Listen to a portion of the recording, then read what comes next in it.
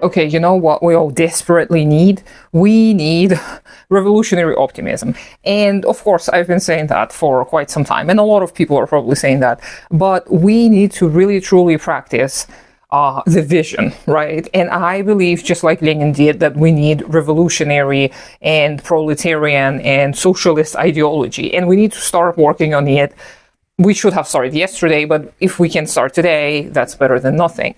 And the reason why I'm saying that is because don't you just feel out of your mind every single day when you try to consume any kind of media, when you try to consume any kind of entertainment? It's just bullshit. It's terrible. The quality of everything, the games, the shows, the movies, there is a steady decline. And I'm not saying that because I'm old. Yes, of course, getting older does contribute to your likes or dislikes, but I have been very, very picky about my media my entire life. And nowadays, the quality of everything is just such trash. I just can't stand it. So what I do is I get back to the classics, right? But the classics in literature, in movies, they get a little boring at times, right? They feel a little irrelevant, and you cannot help but continuously apply class analysis to all of these pieces of work. You cannot help but hate the rich who are portrayed in some of the 19th century or 18th century classics. And sometimes you just cannot help but feel disdain towards these people who are portrayed like, Dracula, oh my goodness, all of these people are so sentimental, all of these people are just get over yourselves, babes. People are starving out there and you are sitting there crying over, well, of course they were crying about something important, you know, the death of their loved ones. That is important to everyone. But what I mean to say, it feels really irrelevant, right? We want something that would apply to us. And this is where we have to use our own imagination to come up with things and narratives that are going to help us survive and that we can tell to the future generations, and that we can start spreading right now about what kind of future we want to see. And the future that we want to see, of course, has to be constructed using dialectical materialism, because otherwise it's going to be nonsense. It's going to just be fantasies and utopian, etc. So what I've been really kind of finding joy in for some time is imagining what kind of structures would exist in the future that we now cannot even dream about. And the past helps me understand what it is I want for the future people, generations to enjoy. So a lot of you may be aware that in the bad Soviet Union, they actually were very, very preoccupied with recycling and reusing, and we had all of this gear like katomki, avoski, all of those reusable bags. Everybody had them, everybody used them. There were no plastic bags, and paper bags also were not really in use, so people just carried their stuff, their groceries and whatnot, using those reusable bags. And glass was continuously recycled. There were only certain types of glass for certain types of liquids. And paper, you could submit a ton of paper that was used, newspapers included, and then what you would get in exchange would be books. And my relatives, my husband's father, for example, had a whole bunch of books that he got from just bringing in paper for recycling. And they would leave a little note on most of the books at the back saying that because we were able to recycle that many tons of paper, this book was possible for us to make. And I always thought that it was normal growing up. I thought that everybody operated this way. So I was really confused when people start using plastic bags all the time. And I was kind of confused to see how in Europe and in the United States, presumably where everything was better than in the bad Soviet Union, people did not have the same kind of practices. People did not reuse and recycle all the time. And then it became trendy in the West to do the whole reuse, recycle, reduce type of shenanigans. And of course, I applaud the people who have been consistent with this their entire lives. But for us locally, to mend your stuff and to take care of your stuff, we never had any kind of dryers. We always dried our clothes on a hanging rack. We still do, because it doesn't take that much time. We don't live in some kind of northern space. And so everything just dries pretty quickly. Within 12 to 20 hours at most, everything is going to be pretty dry. We could not even fathom an idea of a dryer. I was like, what's that? All of these memories from the past have inspired me some time ago to think about what kind of libraries we're going to have in the future.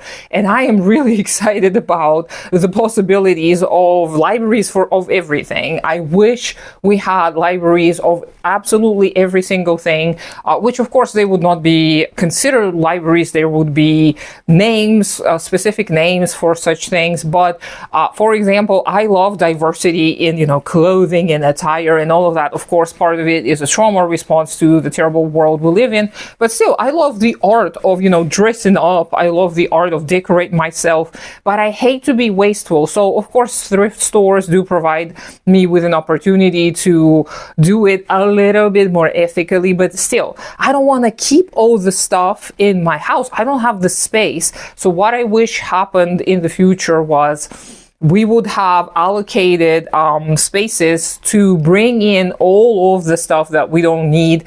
And it would be a whole culture of doing that. Everything would be stored in those huge libraries, and every single district, every single little commune would have their own. And if you really wanted to, you could travel and just to look around. And of course, you wouldn't pay for anything, because I'm talking about communism. I'm not talking about the transitionary period, which is going to be pretty lengthy, I'm sure. But I'm talking about the end goal. So under communism, in my ideal utopia, everything is going to be a library style. So you would go to the library of cosmetics, where you would have little jars. You could bring your own jars, like glass jars, whatever, jars that are easy to sanitize if need be. And you would try all kinds of different things. You would get a little vial of shampoo, conditioner. You would get a little vial of soap, whatever you need. Toothpaste, all kinds of lotions and creams and toners and essences and whatever else your heart desires. And of course, everything is going to be so much better in quality, because people are not going to waste their time producing useless stuff, infusing it with watermelon extract or some kind of flower extract just to make a cool advertising campaign. They're just going to use the stuff that actually works. So it's going to be pretty simple. There isn't going to be as much diversity of lotions and creams and potions, but still there would be different flavors, because people like diversity, right? And people are not going to stop liking it once we achieve communism. So you could come in with your little reusable vials, fill them up with whatever flavor of stuff you want, and if you do happen to be allergic to it, and if you have used it appropriately, and there would be all kinds of dispensable mechanisms to make sure that everything stays clean. If you, for example, used up half of the vial of a certain product and you are allergic to it or you don't like it, you bring it back and they pour it back, because the mechanisms are going to be such that it's still going to be clean and possible to continue using. Of course, you can also share it with your friends and family, just as we do nowadays, but nothing is going to be sold again. Everything is going to be available. So you're not going to need to stockpile all of your houses up to the roof with goodies. And same is going to go for clothing and accessories. There will be these giant libraries of all kinds of stuff that you can bring in, whatever you're no longer wearing. Obviously, you need to make sure it's clean and not like completely disgusting. And even if it is not clean and disgusting, you would bring in the stuff for recycling. You would drop it. People who are gonna work there, or even you taking shifts there, would have all kinds of machinery that's going to be able to either clean it appropriately if it's in otherwise good condition, so other people can use it again, or recycle it and make something else out of it. And therefore, we're going to reduce a whole bunch of resources and energy, and we're not going to waste all the water for cotton and growing all of those crops that are actually unethical and terrible for the environment. If you want to learn more about cotton, I highly recommend Madeline Pendleton talking about the cotton industry on their podcast. I don't remember the name of it. I'm sorry. You can just look it up. I think it's pretty easy to find. But people are not going to need to produce so much new stuff because people will continuously reuse stuff. And most people are not going to really bother. Most people are going to pick a few items that they enjoy wearing, that are comfortable for them, and just stick with them. Like my husband, he wears the same stuff for years until it starts falling apart, and then we go to the thrift store, get him some new shorts, some new pants, some new t-shirts and stuff, and this is what he wears for the next few years until it falls apart again.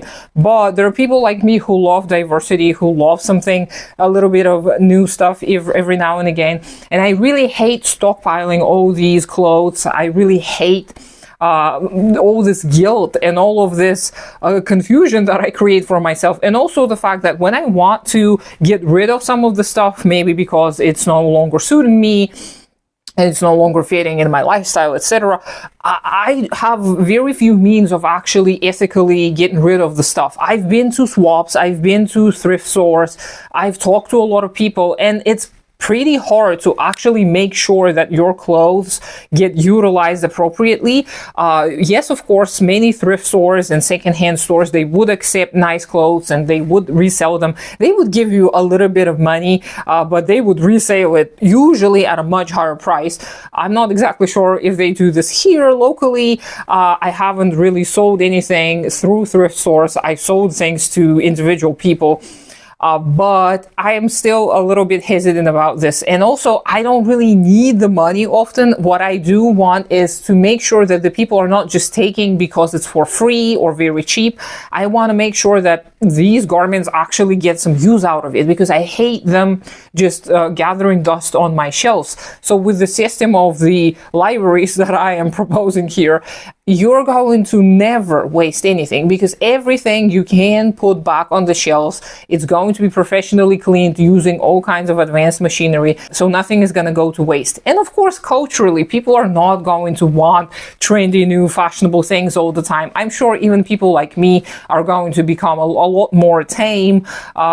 People like me wouldn't even exist in the first place, because trauma of this kind is not going to happen. So children are not going to be forced to play with little toys and put a lot of value in material possessions. Instead, children are going to be provided with meaningful education, meaningful ways to interact with each other and their environment. So human beings are not going to be as attached to material possessions. Most of those material possessions are going to be used for a certain purpose, right? The clothes are meant to cover your body from the elements, to provide some kind of protection from friction, to give you some coverage for modesty reasons, etc., etc. So clothing items have a purpose.